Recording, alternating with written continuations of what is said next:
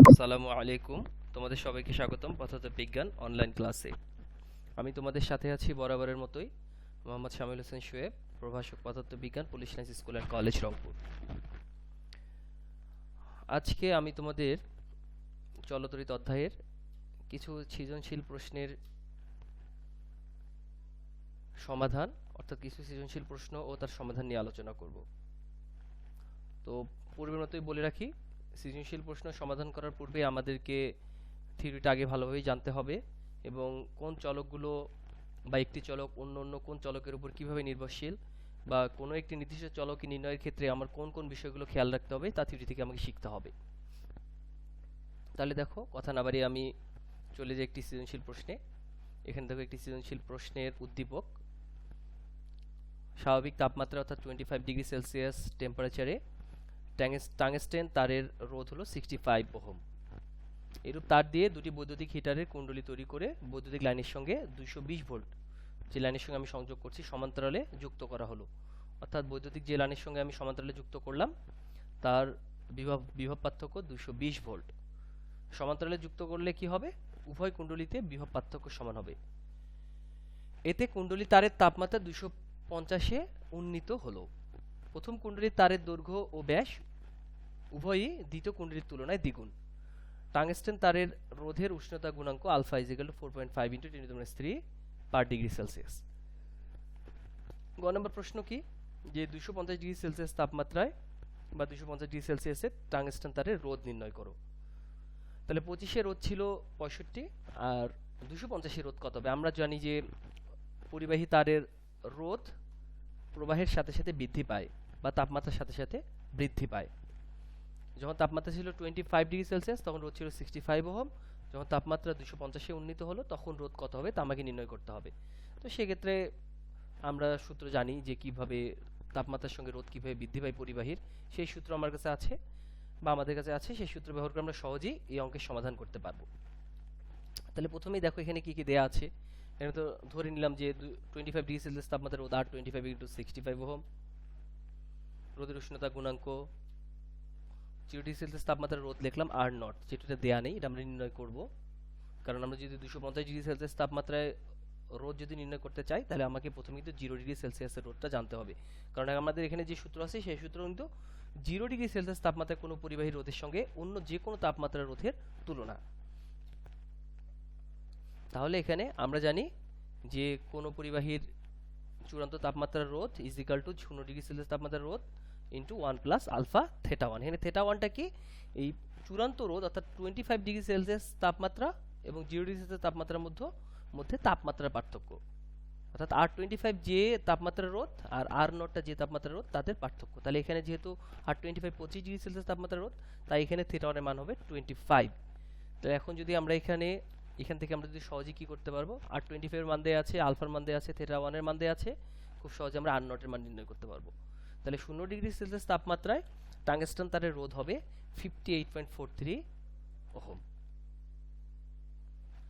তাহলে এই একই সূত্র ব্যবহার করে আমরা যদি 250°C এর জন্য লিখি, তাহলে সেক্ষেত্রে দেখো যে 250°C তাপমাত্রায় চূড়ান্ত রোধ আর 250 is equal to R naught 1 plus alpha theta 2। এখানে থেটা 2 এর মান কত হবে? 250 - 0 অর্থাৎ 250। তাহলে এখানে যদি আমরা এখন মানগুলো বসিয়ে দিই, আর নটের মান বসালাম 58.43, 1 প্লাস আলফার মান 4.5 × 10⁻³ কিন্তু থেটা 2 এর মান হলো এখানে 250। সবগুলো মান বসিয়ে দিই, তাহলে ফাইনালি আমরা পেলাম R25 এ টাংস্টেন তারের রোধ হবে 124.16 ওহম।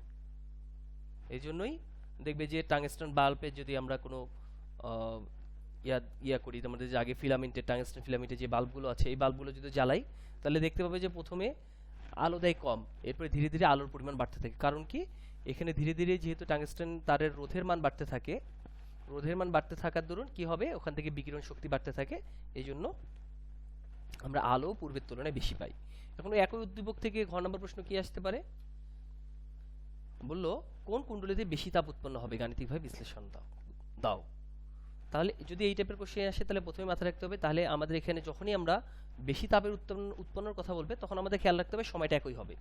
তাহলে একই সময়ে একই পরিমাণ বিভব পার্থক্যের দরুন কোন কুণ্ডলীতে বেশি রোধ উৎপন্ন হবে বা কোন কুণ্ডলীতে বেশি তাপ উৎপন্ন হবে। তাহলে এখানে আমাদেরকে অবশ্যই আমাকে প্রথমে জানতে হবে যে রোধের সঙ্গে রোধ বিভবের সঙ্গে তাপের কি সম্পর্ক। তাহলে সেটা আমাদের কাছে আছে। আমরা জানি প্রবাহের জন্য উৎপন্ন তাপ H ইকুয়াল টু বা ভি বিভব পার্থক্যের কোনো পরিবাহীর মধ্যে যদি আমরা বিদ্যুৎ প্রবাহিত করি তাহলে সেই ক্ষেত্রে উৎপন্ন তাপ H equal to V square by R into T. V হলো তার দুইটির বিভব পার্থক্য, আর হলো তারের রোধ বাহ্যিক রোধ, টি হলো সময়। এখন তাহলে এখান থেকে দেখা যাচ্ছে যে যেই এখানে দুইটা কুণ্ডলীর মধ্যে যেই কুণ্ডলীর রোধের মান কম হবে সেই কুণ্ডলীতে কি হবে, বেশি তাপ উৎপন্ন হবে, কারণ এখানে উৎপন্ন তাপ বাহ্যিক রোধের ব্যস্তানুপাতিক আর বিভব পার্থক্যের সমানুপাতিক, বর্গের সমানুপাতিক। তাহলে এখানে যেহেতু উভয় কুণ্ডলীতে কি বিভব পার্থক্য সমান, যদি আমরা একই সময় নিই তাহলে বিভব পার্থক্য এবং সময় কোনোটারই উপরে কিন্তু উৎপন্ন তাপ নির্ভর করছে না। কার উপর নির্ভর করছে? নির্ভর করছে এখানে তোমার কি পরিমাণ বাহ্যিক রোধ, অর্থাৎ কোন কুণ্ডলীর রোধ বেশি বা কম তার উপরে। আবার একইভাবে দৈর্ঘ্য ব্যাসের সঙ্গে যদি আমরা রোধের সম্পর্ক দেখি তাহলে সেক্ষেত্রে আমরা জানি আর is equal to rho L by A বা rho L 1 by 1/4 pi D square, যদি আমরা ব্যাসের সাপেক্ষে ক্ষেত্রফল নির্ণয় করি কোনো তারের।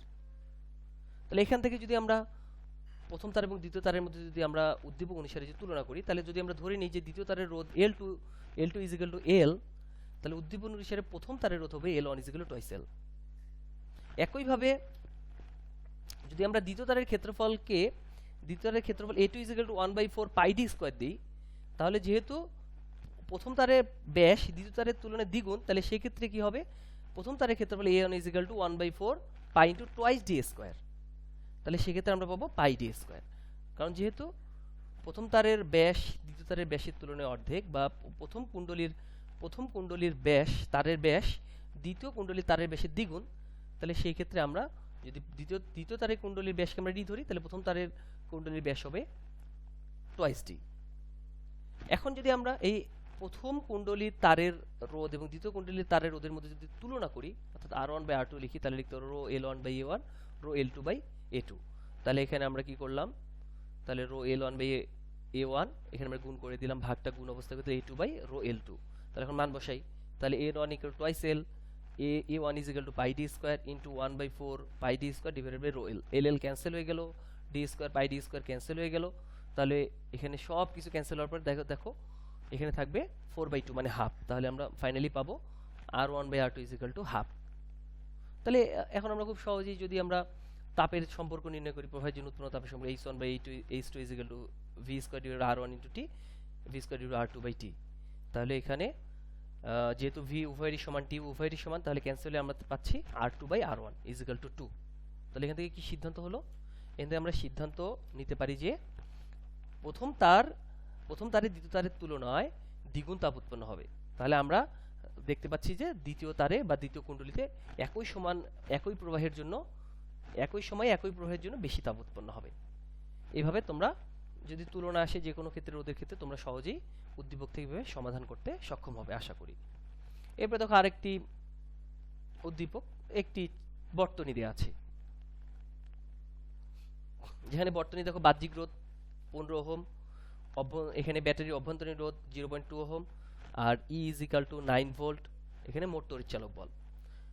এখন এই অভ্যন্তরীণ রোধ সম্পর্কে আমরা জানি যে অভ্যন্তরীণ রোধ হলো ব্যাটারির রোধ, যে কারণে ওই বর্তনীতে শক্তির অপচয় ঘটে। তাহলে এখান থেকে দেখো গ নম্বর প্রশ্ন বললো যে বর্তনীর প্রবাহের মান নির্ণয় করো। যদি এই অভ্যন্তরীণ রোধ না থাকতো তাহলে বর্তনীতে যে প্রবাহ পাইতাম এই অভ্যন্তরীণ রোধের জন্য প্রবাহের কিছু অংশ কি হবে, আমাদের নষ্ট হয়ে যাবে, অর্থাৎ শক্তি কিছু নষ্ট হয়ে যাবে, প্রবাহের মাত্রা কিছু কমে যাবে, কারণ রোধের মানটা বেড়ে যাবে এই জন্য। তাহলে সেক্ষেত্রে আমরা যদি এখন নির্ণয় করি তাহলে এখানে দেওয়া আছে বাহ্যিক রোধ R is equal to 15 ohm, অভ্যন্তরীণ রোধ small r is equal to 0.2 ohm, তড়িৎচালক বল E is equal to 9 volt.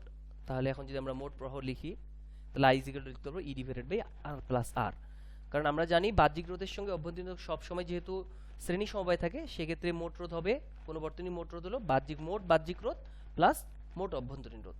তাহলে সেক্ষেত্রে আমরা যদি মোট প্রবাহ বের করি তাহলে ওহমের সূত্র থেকে আমরা লিখতে পারবো I ইজ ইকুয়াল টু মোট তড়িৎচালক বল ডিভাইডেড বাই মোট রোধ। তাহলে সেই ক্ষেত্রে আমরা I এর মানটা পেয়ে যাব 0.5921 এম্পিয়ার। তাহলে এই বর্তনীতে মোট প্রবাহ 0.5921 এম্পিয়ার। এখন ঘ নম্বর প্রশ্ন কি বললো, যে বর্তনীতে অনুরূপ আরো একটি কোষ শ্রেণীতে যুক্ত করলে আর রোধে উৎপন্ন তাপ শক্তির হার কেমন হবে। গাণিতিকভাবে বিশ্লেষণ করো। তাহলে এই যে দেখো এখানেও দেয়া আছে উৎপন্ন তাপ শক্তির হার কেমন হবে, পূর্বের অবস্থা পরের অবস্থা। তাহলে এটা হলো পূর্বের অবস্থা। এরপর আমরা যদি একটা একটা কোষ যুক্ত করি তাহলে সেটা হলো পরের অবস্থা, প্রথম অবস্থা বা দ্বিতীয় অবস্থা। তাহলে এক্ষেত্রে আমরা ধরি প্রথম অবস্থায় উৎপন্ন তাপের হার যদি আমরা নির্ণয় করি তাহলে সেক্ষেত্রে আমরা লিখতে পারবো P = H/T। এখানে খেয়াল করো আমাদের তাপের হার মানে কি, এখানে কিন্তু ক্ষমতা, তাপের হার মানে কাজের হার, তার মানে পি ক্ষমতা পাবো। তাহলে P = H/T। তাহলে এইচ এর পরিবর্তে আমি কি লিখবো I² R × T। তাহলে টি ক্যান্সেল, এখানে আই হলো ওই বর্তনী মোট প্রবাহ। তাহলে সেক্ষেত্রে আই এর মান যদি বসিয়ে দেই, বাহ্যিক রোধ 15 ওহম, তাহলে বসিয়ে দেওয়ার পর আমরা ফাইনালি যেটা পাবো P1 = 5.258 ওয়াট। তাহলে প্রাথমিক অবস্থা বা প্রথম অবস্থায় বা বর্তমান অবস্থায় এই বর্তনীতে কি হারে তাপ উৎপন্ন হবে, একক সময়ে 5.258 জুল তাপ উৎপন্ন হবে। এখন যদি পরবর্তী অবস্থায় আমরা কি করি, দ্বিতীয় অবস্থায় যদি আমরা একটা বাহ্যিক যদি আরো একটা কোষ যদি শ্রেণীতে যুক্ত করি তাহলে ব্যাপারটা এরকম দাঁড়াবে। তাহলে শ্রেণী সমবায়ের ক্ষেত্রে কি হবে, আমরা জানি কোষের সমবায় থেকে এখানে কোষের তড়িৎচালক বলের মান কিন্তু বেড়ে যাবে। তাহলে কোষের তড়িৎচালক বলের মান বেড়ে যাবে, সাথে এইখানে যেহেতু ব্যাটারির আরেকটা ব্যাটারি যুক্ত করার দরুন সেই ব্যাটারি যদি অভ্যন্তরীণ রোধ 0.2, তাহলে এখানে মোট অভ্যন্তরীণ রোধের মানটা বেড়ে যাবে। তাহলে সেই ক্ষেত্রে আমরা যদি দ্বিতীয় অবস্থায় উৎপন্ন তাপ নির্ণয় করি তাহলে P2 = H2/T।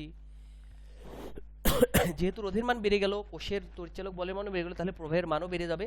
তাহলে সেক্ষেত্রে আমরা প্রবাহের মানটাকে দিলাম I1। তাহলে এই এর পরিবর্তে লিখতে হবে I1² RT/T। তাহলে টি ক্যান্সেল হলো I1² R, আরটা হলো বাহ্যিক রোধ। তাহলে এই ক্ষেত্রে আমরা যদি এখন দ্বিতীয় অবস্থায় মোট প্রবাহ নির্ণয় করি তাহলে I1 = twice E R + twice R, কারণ এখানে দুইটা কোষের জন্য অভ্যন্তরীণ রোধ twice R। তাহলে এই ক্ষেত্রে আমরা যদি মান বসায় দেই তাহলে মোট তড়িৎচালক বল twice E, তাহলে 2 × 9 15 বাহ্যিক রোধ 2 × 0.2 একটা কোষের অভ্যন্তরীণ রোধ × 2। তাহলে সব মান বসার পর ক্যালকুলেশন করে আমরা পেলাম I1 এর মান হলো 1.17 এম্পিয়ার। তাহলে এবার যদি আমরা উৎপন্ন তাপ বের করি P2 = I1² R, তাহলে পাবো 20.5 ওয়াট, অর্থাৎ দ্বিতীয় ক্ষেত্রে একক সময়ে উৎপন্ন তাপ শক্তি হলো 20.5 জুল। এখন যদি আমরা তুলনা করি P2/P1 তাহলে দেখতে পাই মানটা পাই 3.9। তাহলে দেখতে P2 = 3.9 × P1। তাহলে এখান থেকে আমরা কি সিদ্ধান্ত নিতে পারি, এখান থেকে আমরা সিদ্ধান্ত নিতে পারি যে আর রোধে পূর্বের তুলনায় কি হবে 3.9 গুণ বেশি তাপ উৎপন্ন হবে। তাহলে পূর্বে যে তাপ উৎপন্ন হতো একটা কোষ আমরা সমান শ্রেণীতে যুক্ত করার দরুন আমার কিন্তু উৎপন্ন তাপের পরিমাণ কিন্তু উৎপন্ন তাপের হার 3.9 গুণ কিন্তু বেড়ে গেল। তাহলে এইভাবে আমরা যে কোনো শক্তি থেকে যে কোনো সার্কিট থেকে আমরা কি করব, খুব সহজেই আমরা উৎপন্ন তাপের মধ্যে সম্পর্ক নির্ণয় করতে সক্ষম হব। তো আজকে এখানেই, তোমরা আশা করি তোমরা বুঝতে পেরেছো। যদি না বুঝতে পারো তাহলে তোমরা ইনবক্সে কমেন্ট করবে। সবাই ভালো থাকবে, এই শুভকামনায় আমি আজকের মতো শেষ করছি। আসসালামু আলাইকুম ওয়া রাহমাতুল্লাহ।